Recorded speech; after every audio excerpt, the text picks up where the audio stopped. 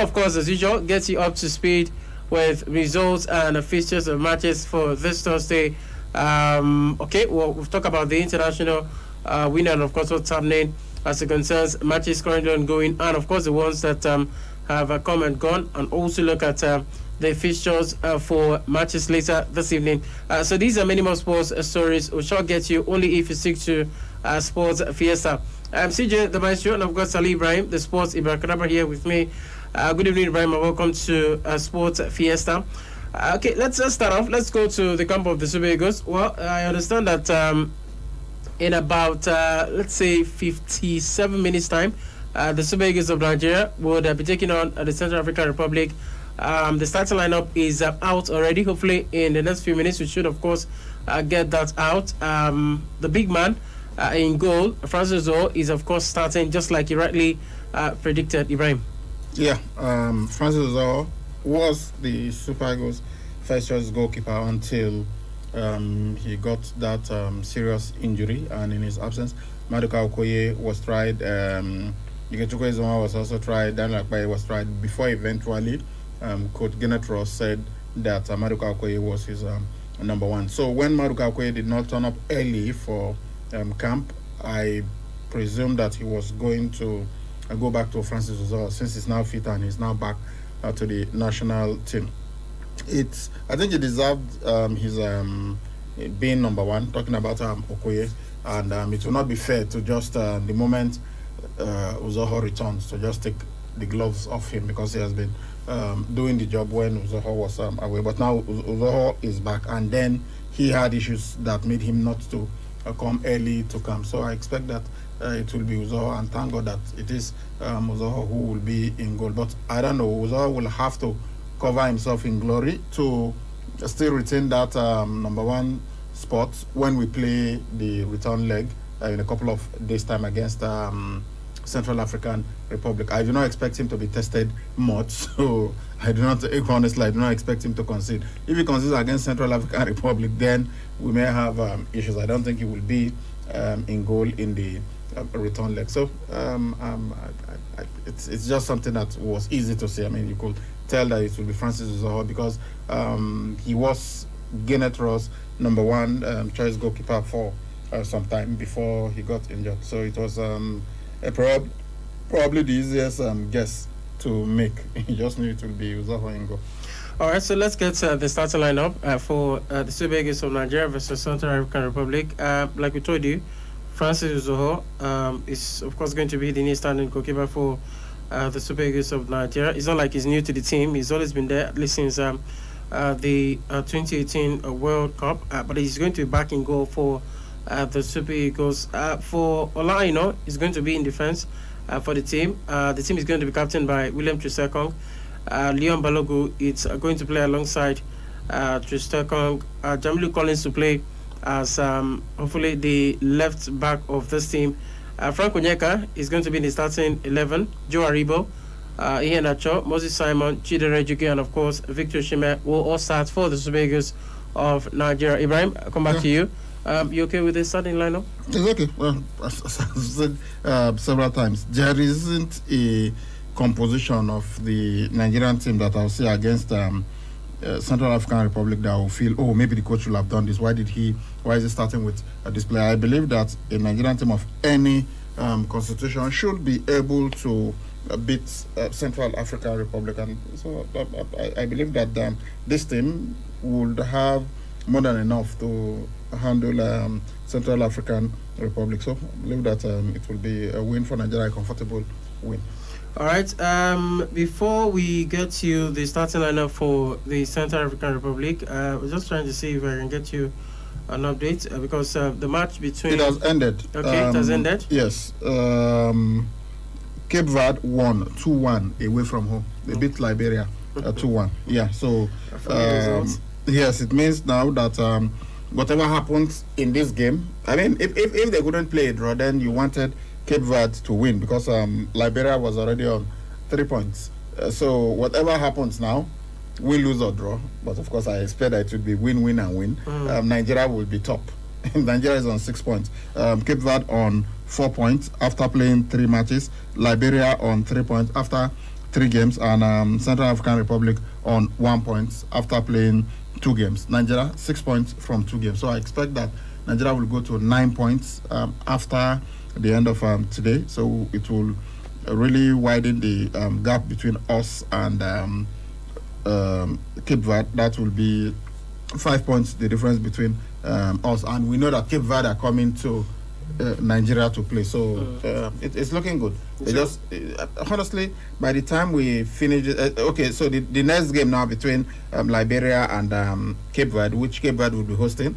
I don't know, for Cape Verde to go to Liberia and beat them 2-1, yeah. I'm expecting that they would repeat the same results. Yes, yeah. I think that they will beat Liberia. So that will mean that Cape Verde will be on 7 points.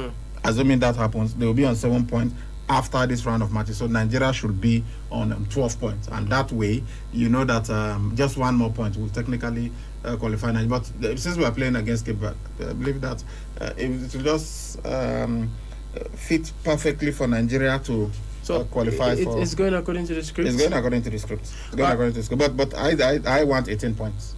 I want 18 points because you look got to beat everybody there. Like, I mean, yes, there's no excuse everybody home and away. There is no excuse. There's no excuse whatsoever. You've beaten Liberia. You've beaten Cape Verde away from home. You've beaten Liberia at home. You saw that Cape Verde went to Liberia and beat them. So the Super Eagles have absolutely no excuse not to go to Liberia and beat the Lone Star. Then Central Cape Verde will come here. I mean, come on. We expect that we'll beat Cape Verde at home. Then we expect to beat Central African Republic home and away. So I expect 18 points from this group. All right, so let's also look at the starting lineup for Central African Republic. Samola will be in goal for them. For those that will be in defense, we've got Yengao, Gunari, Ndobe, and of course Ngam will all be in the defense for the Central African Republic. In fact, Ngam is actually the captain of this team. Let's also talk about those who will be in midfield for them. There is Niamate, there is Ndokomaje, there is Ban, there is Grengu, and of course Toropite. Then the striker up front has to be Mvondo Z. He would of course be the lone striker up front for the Central African Republic. Of course, I mean, you look at the names here, very unfamiliar names. Apart from Jeffrey Kondogbia, who is of course not in this team for now, maybe reasons best known to the head coach for not, of course, inviting him to play for Central African Republic. Well, he used to play for them, but then I think maybe something happened because injuries was not mentioned as the reason why he's not here. He's a player of Atletico Madrid, so before you can, turn up for Atletico Madrid, means you're a quality player. Jeffrey Kondogbia has always been, there in terms of club football at that high level of European football. All right, so we wish the Super Eagles of Nigeria all the best. In case you're wondering what it's all about, we're talking about the 2022 World Cup qualifiers for the Super Eagles of Nigeria. They'll play against Central African Republic at the Teslim Balogun Stadium right there in Lagos. It's for the match 3 of the qualifiers this Thursday by 5 p.m. That's the kickoff for that match. Can we get the results? Other matches? Yes. Yeah, DR Congo beat Madagascar 2-0, while Benin Republic went away and beat Tanzania 1-0. And it is great for African football. We are seeing teams go away and they win. In the past, it used to be very difficult. And if you somehow manage to get an away win, or if you hold your own and you are not beaten away from home, then you get physically beaten by fans and thugs and everything. But it's not happening anymore, and we are beginning to see an increasing number of away wins on the continent, which is good for the continent. And it just tells you that if you play well, whether home, whether away, whether at neutral venue, you should be able to win your matches. Well, later we'll have Rwanda take on Uganda, and Mali will play against Kenya. This is in Group E. So that those are the ones. Then in Group G as well. In Group B, Equatorial Guinea will play against Zambia. Then Tunisia will play against Mauritania. Yeah. Okay. So Group J, those are the results that we just gave. DR Congo 2, Madagascar 0, Tanzania 0, Benin Republic 1. All right. So you see, it's of course getting more interesting. But at the end of the day, we're going to have only 5 teams qualifying for the World Cup from Africa. We're hoping that in the future that would of course improve. At least it should help. I think after the 2022 2022 World Cup. I believe the next one, they are going to increase the number. Yeah, 2026, that will be hosted by United States, Mexico, and Canada. We will have increased number. So hopefully, Africa gets 10 slots or at least 9.5 slots, so that we'll have more countries qualifying for the World Cup. But does that really make sense to you in terms of development of African football? I mean, some people argue, what's the point of having 10 teams there? And at the end of the day, they'll all be knocked out. Who said they will all be knocked out? No, I disagree that they will all be knocked out. When we had 2 teams going to the World Cup, in 1990, there was just 2 teams from Africa, Egypt and Cameroon. And my word, Cameroon taught the world how to play football in 1990. Ojamila, Francois Amabing, Kana Biik, his brother,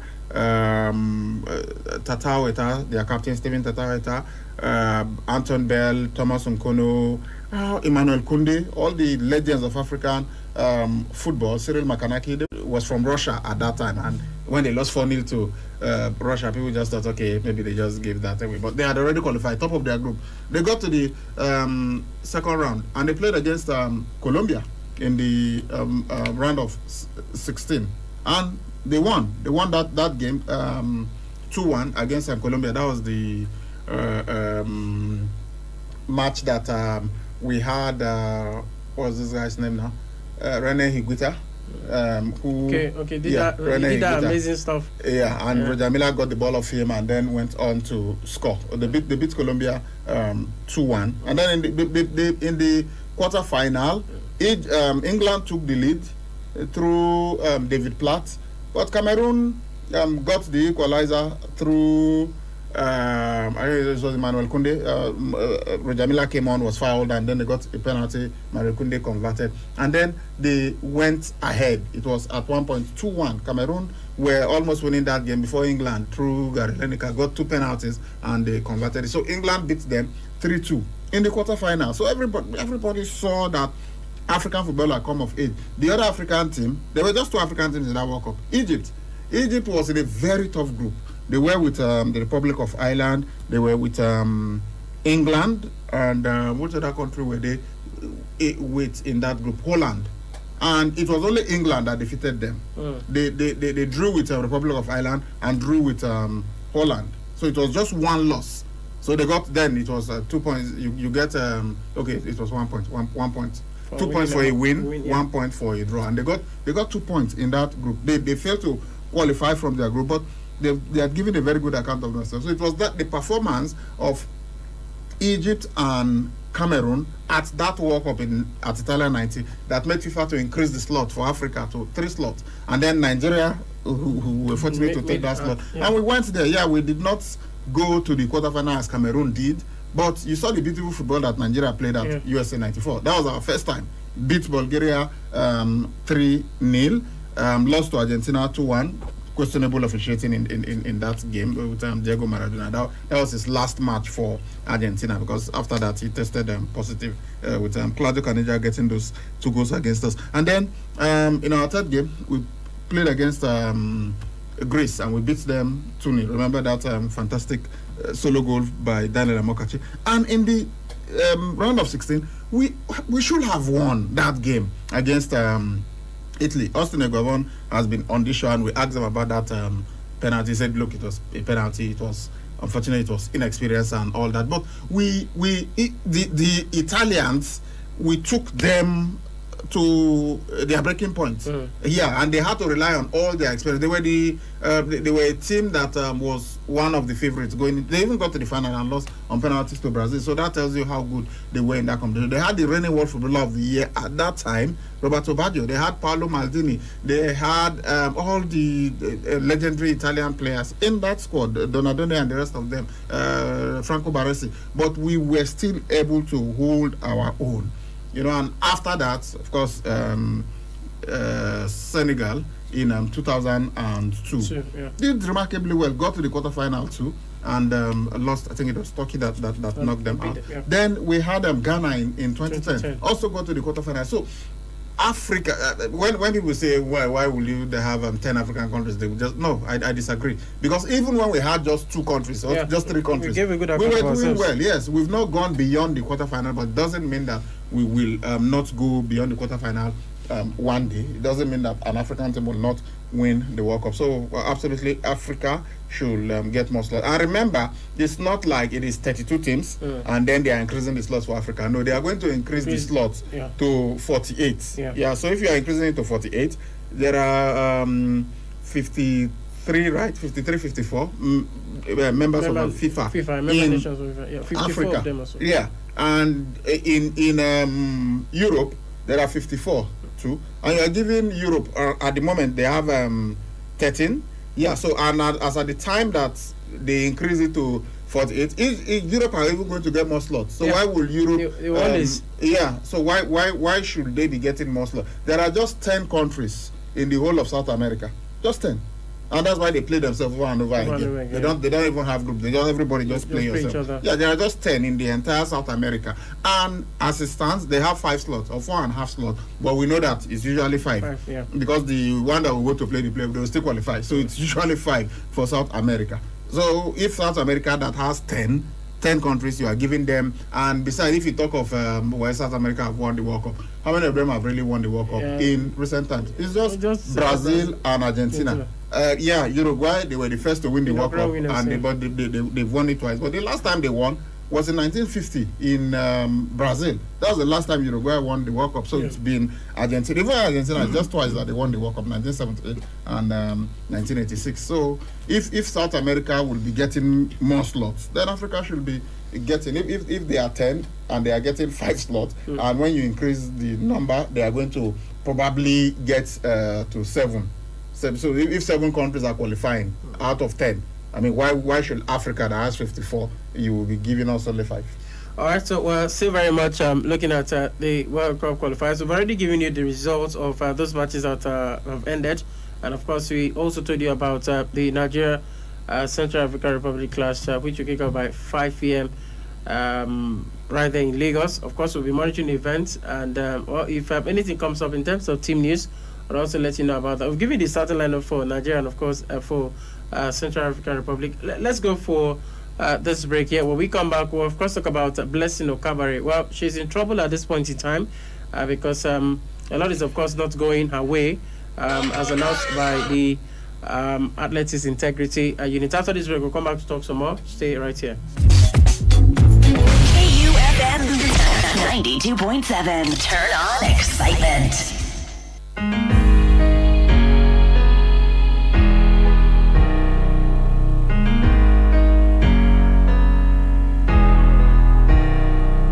We've had many battles, we have won some wars, but in all our struggles, we have lost loved ones. It may be cloudy outside, but not for very long. We will surely see the sun, 'cause we know no matter the weather, no matter the tide, we go there together. We stand by your side. No yawa, no problem. Go fit stand to fight us. We go stand together. We go beat them down.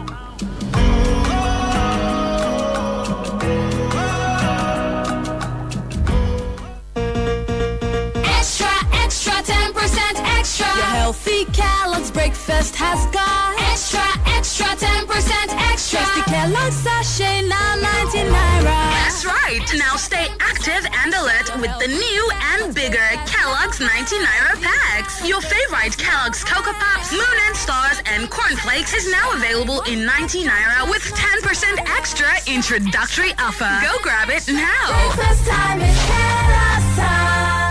Uncle Dentist, wetin be cavities and how Colgate take dey protect my teeth from cavities? Shey they use comfort?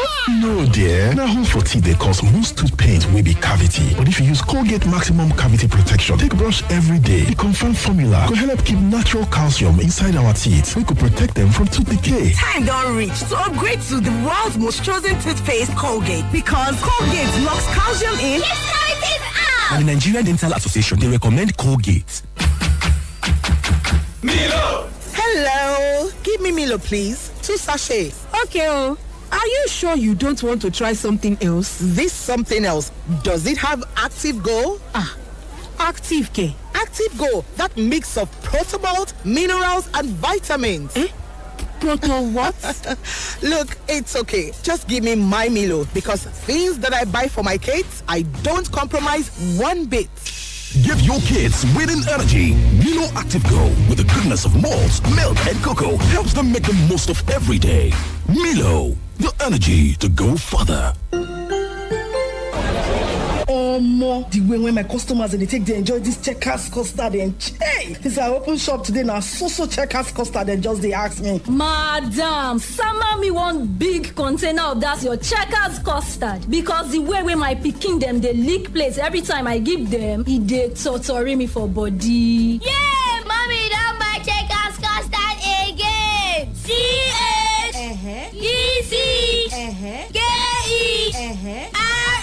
CHECKERS Checkers custard. Checkers custard or we no get rival. Checkers custard. Now this one be custard.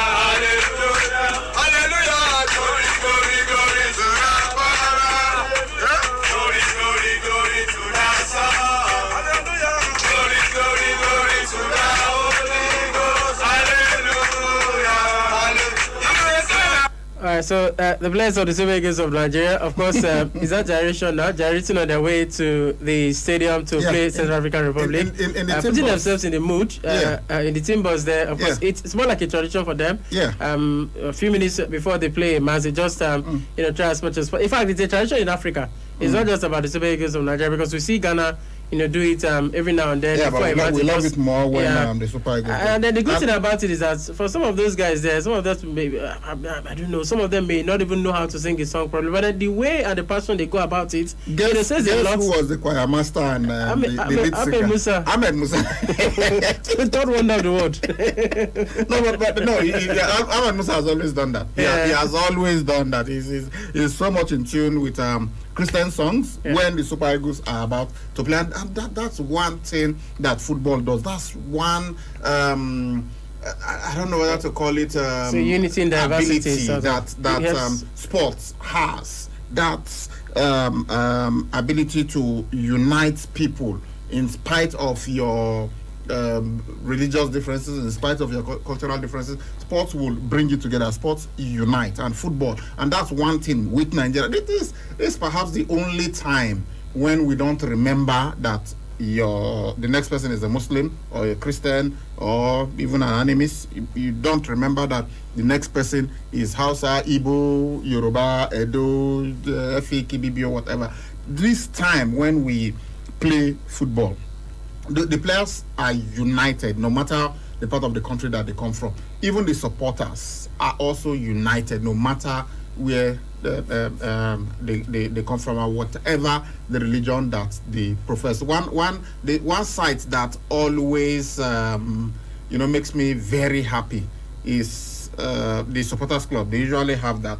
You will see two of their members will be dressed. One will be with the beards and everything, and it will be counting what the Muslims call the tasbih. Yeah, the very big one, those beads, and he will be doing that. And by his side will be someone who, the moment you see him, this one represents a priest, a pastor. Yes, and they're always together, and that tells you that we have religious diversity in this country, but we are united in our interest. And I just hope that passion that we have in football, that unity that sports brings, we will always have that in everything that we do. Just imagine if in our politics, that's how united we are. That's how a Muslim will be leading Christian songs. Will be leading his group to sing Christian songs. I mean, it's just absolutely wonderful, and I hope that we could do more to harness the power of sports to heal our country. All right, this is Sports Fiesta here on K92.7 FM. I am CJ, the Maestro of God, Salih Ibrahim, the sports Ibrahim here with me. Let's talk a bit of athletics before we go on to continue to talk about football. Nigerian sprint sensation, Blessing Okabari, is of course facing the possibility of a lengthy ban from athletics after 3 more doping cases surfaced. Remember that Blessing Okabari was barred from participating in the Olympics 100-meter semi-finals in July for a doping offense, and in the process she was of course handed a 4-year provisional ban. The Athletics Integrity Unit, the AIU, said Okabari tested positive for a banned substance. They call it recombinant. Just say EPO. Okay, well, she of course tested positive for EPO in a sample collected out of competition on June 20 here in Nigeria. Well, she also tested positive for another banned substance in Slovakia the following month. The body also accused Okabari of failing to cooperate during the investigation. But then Okabari has always denied all charges and has requested that they also accused of taking human growth hormone. Yeah, the human growth, absolutely. Also collected in an out-of-competition test on the 19th of July in Slovakia. And this is why these out-of-competition tests are important, because sometimes they feel, athletes will take masking agents just before competition, and so if you only test them during competition or just before a competition, you may miss out on the real thing. So that's why out of competition, even when there is nothing happening, no event happening, they want to know where you are. That's where the whereabouts rule come about. So they come to you and just take your samples so that they can go and test, which means that and they don't inform you that they are coming until they will just tell you, give us the dates that on within these days, ensure that you are available, and then they come and they must meet you within 1 hour of wherever you are. So that's why they are so particular about it. But for Blessing Okabari, as I've said, as I've argued, because people have just come on social media and they started calling her drug test. I'm like, do you realize that it's not everything? But now EPO, this is, I don't know now, it's becoming something else. Because from what they are accusing her of, they said EPO, they said human growth hormone. I know that there are so many substances that you could take that are banned, but they are available in ordinary everyday medicine that we consume. Yes, so you may not know. That's why it is important as an athlete. You must, and that's what all bodies will tell you. You are responsible for what goes into your body. So you should be very, very careful. Don't just eat whatever. They must be sanctioned by your doctors and everything, and you must always be aware of the substances that are banned, because almost every day they are adding new substances to the list, so you must be aware. But EPO, I mean, for long everybody knows that this one is banned. So when people were saying Blessing Okabari cheated, I'm like, Blessing Okabari is now 32, for God's sake. So for goodness sake, who started taking the drugs? She first broke onto the international scene at 18-19. She didn't cheat all this while. Is it now that she's about to retire that she will start? You can see that clearly it's unintentional. That's from what we're seeing, from what is on ground, because Okabari has denied all charges. She has even requested that each of them is submitted to a hearing before the disciplinary tribunal. So but they are also accusing her of not cooperating with them. Maybe she was angry that they even dared to accuse her of doping, and that's why she refused cooperating. I think the best thing would have been cooperate with them to the fullest, and then if you are 100% sure that you are clean, then you should, even if it hurts you that people will even dare to question you. But because we know that, unfortunately, sometimes it could your friend could spike your drink. Somebody that doesn't like you could do something that will make you unknowingly take something that is banned. You know yourself. Your conscience is clear. Yeah. You didn't dope. You didn't intentionally dope, but somehow this thing got into your system. So that's why whatever it is, you must cooperate with them 100%. Then you can now start thinking back and start explaining, oh, this was what happened. And in some cases, they listen to you, and maybe they will now tell you, look, we understand this and we sympathize, but there is no way we will let you go scot-free. So instead of serving a 4-year ban, you get 2 years or 1 year. Give it 2 years or 1 year. Or we will say, okay, because you have not even competed for a long time, let's add that to your punishment. We are going to backdate it and say, okay, this, instead of you starting the punishment now, it's going to. But when you do not cooperate with them and they are telling the world that you refuse cooperating with them, they are not going to be sympathetic in any way. Absolutely. And she's 32 now. If they ban her for 4 years, she won't come back until she's 36. So what's the point? It's not impossible. It's not impossible. We can see Shirley and Fraser Price. It seems she's running the fastest that she has ever had, and she's now the oldest. We've said several times, you are the oldest at this very moment. So I think she's 34, going 35 now. So it's not impossible to say Blessing Okagbade will still come and will be competing well. But now that they are bringing human growth hormone, they are bringing other charges. If they add the punishment, except they say, okay, you are going to serve all the bans concurrently, which will eventually, it will still be that 4 years. So I'm looking at the possibility of reducing that 4 years, and it can only come if she cooperates with them and not do it to such a point that they will be announcing that she did not cooperate with them, and that's really not the best way to go about it. Well, it's quite unfortunate. She's of course one of our brightest prospects. When you talk about athletics, it's sad what is happening to her currently. But we hope she gets out of it. We hope she's able to prove her innocence on this matter. All right, let's go back to football. This time, let's talk about the foreign football scene. Chelsea Russian billionaire owner Roman Abramovich has returned to London for the first time in 3 years. Well, Abramovich's visa expired in April 2018, but then he has of course obtained an Israeli passport. He did that later that year. He's been able to, get back now to visit his family through his Israeli passport. But the UK made it harder for powerful Russians to obtain visas after the Salisbury poisoning incident in 2018, and of course it stands affected Abramovich's ability to gain entry to the UK. But then, having obtained an Israeli passport, he's now been able to make his first trip to the UK in 3 years without the need for a visa. And according to our source right there in the UK, Abramovich's spokesman or spokesperson confirmed he's in the UK to see relatives, and he could reportedly visit his beloved Chelsea while in the capital. So it's of course a good one for Abramovich. I mean, it's been a huge punishment for him. We know how passionate Abramovich is with Chelsea. He always wants to watch their matches. In fact, sometimes he goes as much as going as far as Portugal to even watch Chelsea play. So that's how passionate he is as a club owner. He's one of the very few that's consistently watched matches of he's not just the club. Owner of the club, he's a fan of the club. Yeah. And these are two different things. It's one thing for you to be the owner and then you come to watch their matches. No, Abramovich is not like that. Abramovich is actually a fan. David Luiz granted an interview recently, and he said in the build-up to the final of the 2012 UEFA Champions League between Chelsea and Manchester United, he had an injury, David Luiz, but he said he could play through the pain, so he was injected and all of that. And that Abramovich saw him the day of the final, and he said, "Hey, how is your leg?"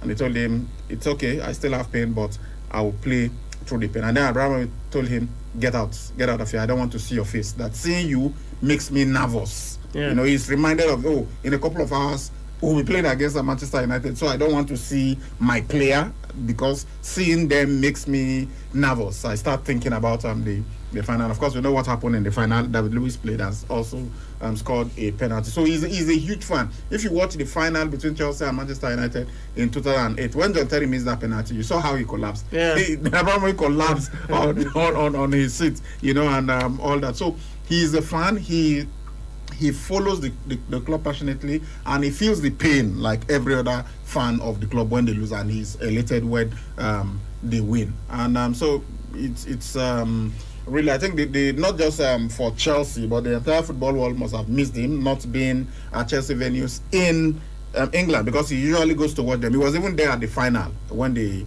won against Manchester City. He was there in Porto. Yes, he watched that match. Watch them, yeah. So he's all, and even the women. He goes to watch the women too. He follows the academy. So that's why I said he's not just the owner of the club. He's a fan of the club. He's deeply rooted in the club. And now that he's been able to come back to England, we hope that we will see him watch Chelsea matches again at Stamford Bridge. And you want every owner to be like that. All right, let's go to Newcastle United. We hear that the club is about to be sold.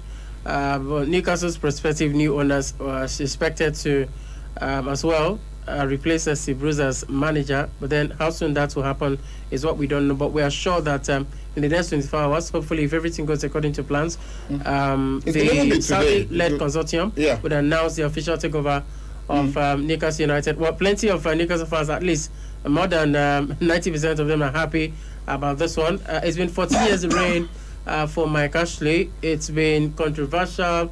It's been moments of unhappiness for a lot of Newcastle fans because they always having the feeling that the man is disinterested in the club, and he's not really getting the club to the level where you expect a club as big as Newcastle to be.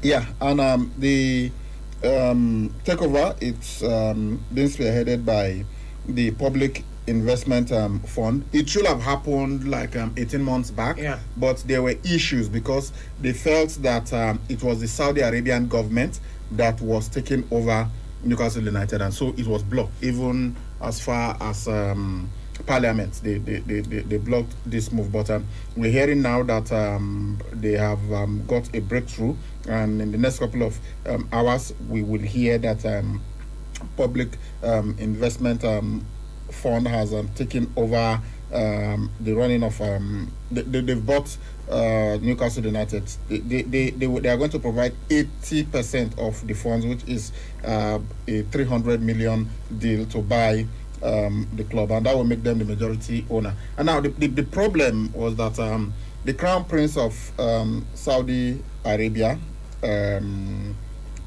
what's his name now?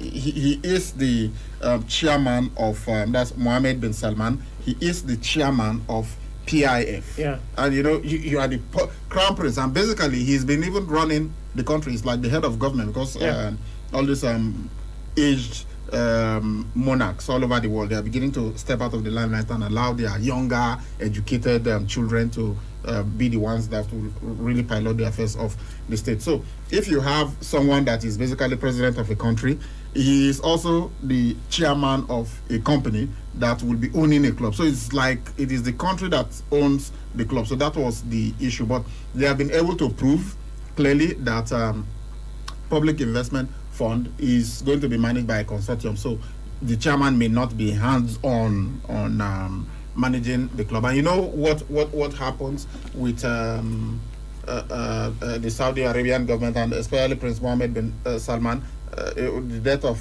the Khashoggi. The Jamal Khashoggi. Even Amnesty International is getting involved in this, and they are saying, look, you should change the test of who you allow to That's the integrity test for clubs. Club owners. because initially this PIF, that's the Public Investment Fund, did not pass that integrity test, and that's why they stopped it. And now we hear also that because there was an issue also in the Middle East about airing of Premier League matches.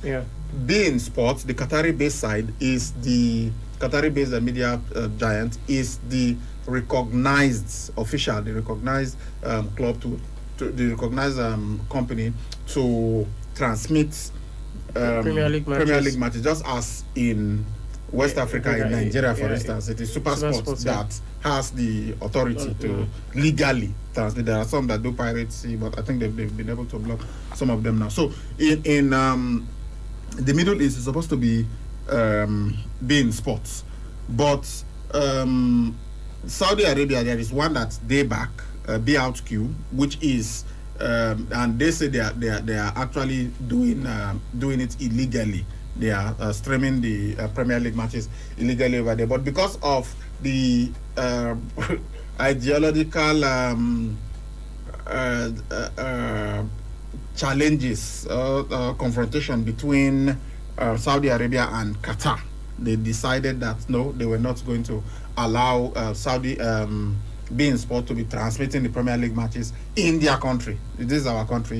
You can go and transmit in other countries, but not here. Other Middle Eastern countries, but not in Saudi Arabia. But now we hear that has been settled, and they have now allowed that being sport should transmit Premier League matches in Saudi Arabia. But we hear also that this deal that it's not dependent on this agreement, that they had already agreed for PIF to take over Newcastle United even before Saudi Arabia agreed that beIN Sports can air matches in their country. So we'll see what happens with the takeover from Newcastle. We've seen it before. It's not every time that one rich owner just comes, splashes money, and suddenly the club becomes successful. We've seen it. Malaga at one point had billionaires as their owners. Angie Mashkatkala, remember when they bought Samueleto? Samueleto was the highest paid player in the world. What has happened to them? AS Monaco did it at the time. What has happened to them today? AS Monaco, what's happening to the club today? So, but when you have 300 million pounds as the takeover, and then we'll wait and see what happens. Already we know that there is so much Arab money in the English Premier League. Yeah, so we'll see what happens with this one. But if you're a fan of Newcastle United, it's time to get excited. Then you know that they are likely to sack Steve Bruce, and you will now be attracting managers like Antonio Conte, or maybe Jose Mourinho will say, okay, I want to have a taste of Premier League football again, and he returns to Newcastle United. All right, if you just tuned in, this is Sports Fiesta here on K92.7 FM. Let's get you talking now. The numbers to call are 070-6263-9275. Call also 090-3939-4427. You can also call 081-2178-9154 or send a message to 080-7400-9076. Hello, good evening. Welcome to Sports Fiesta. Yes, good evening. Yeah, good evening. Welcome. Go ahead. Good evening. Good evening. Welcome. All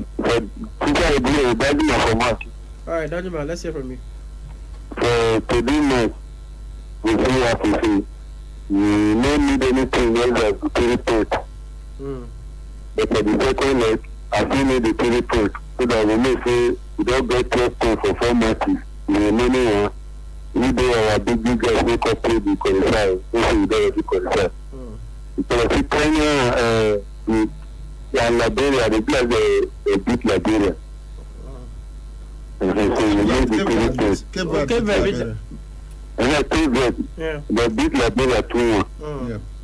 We need that 3 points so that we will consolidate our lead for the group.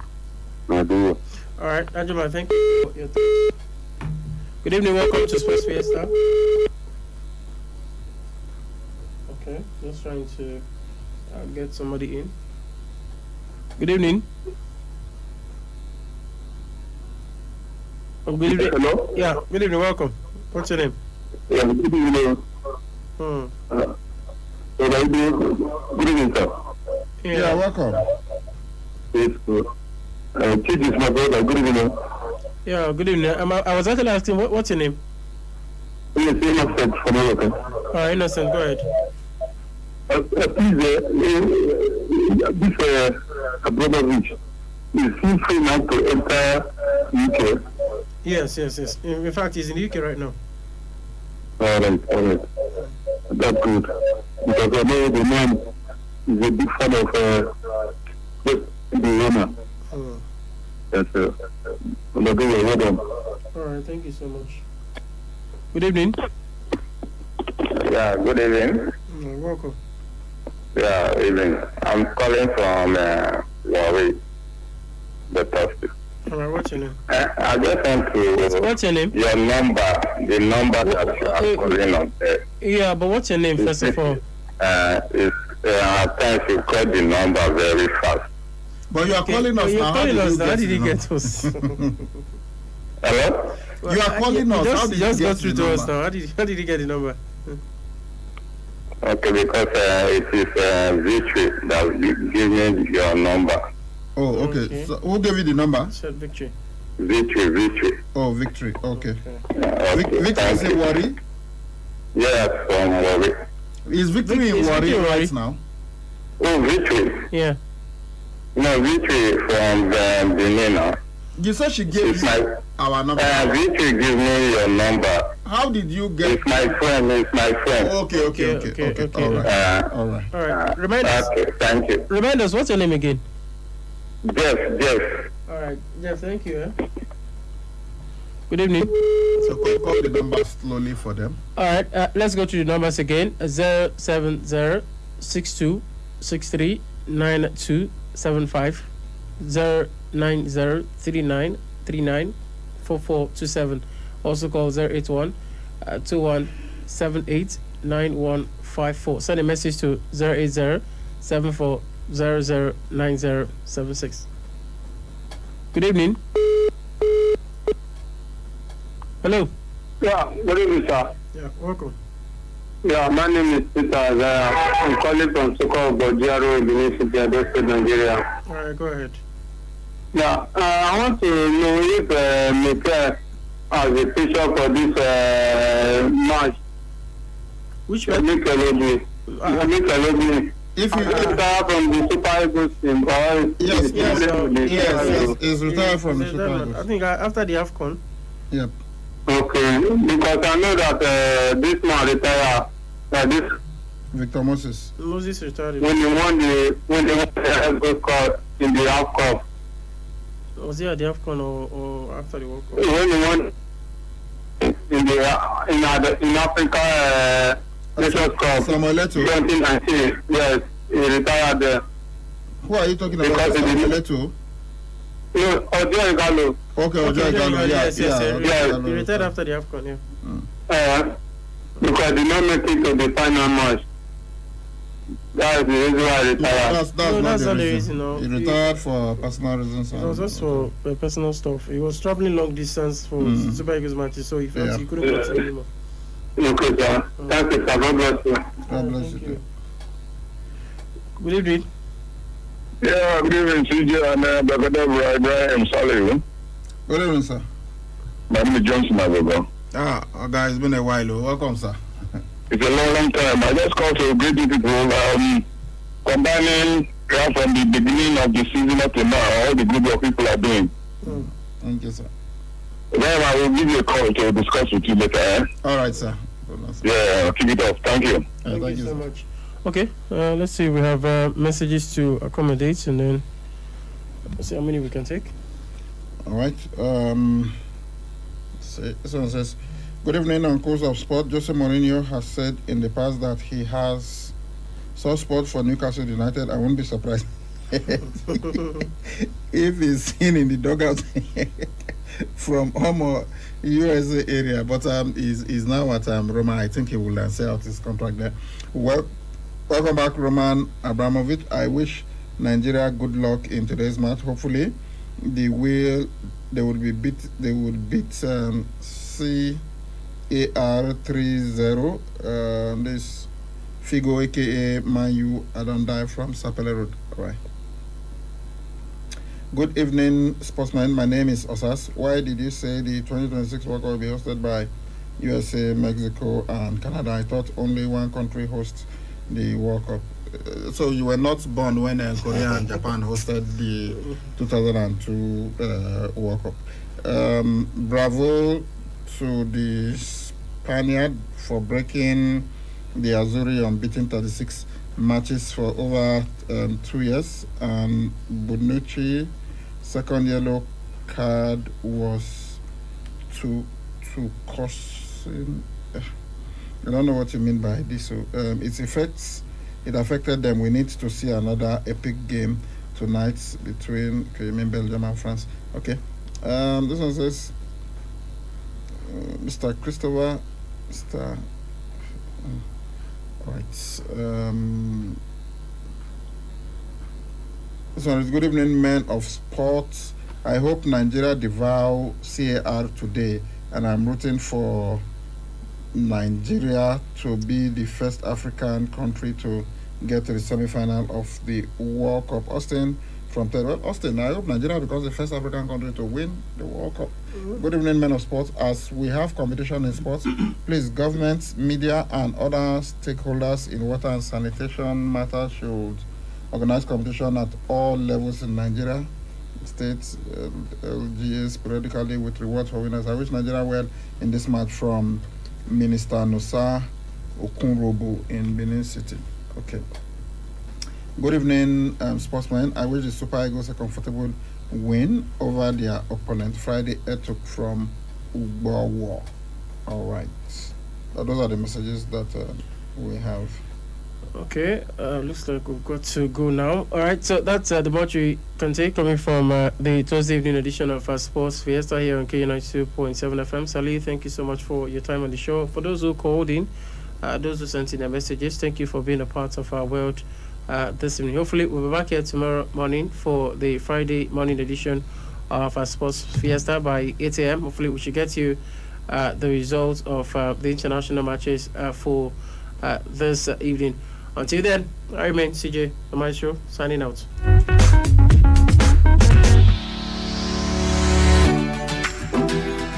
Hello, business owners and service providers.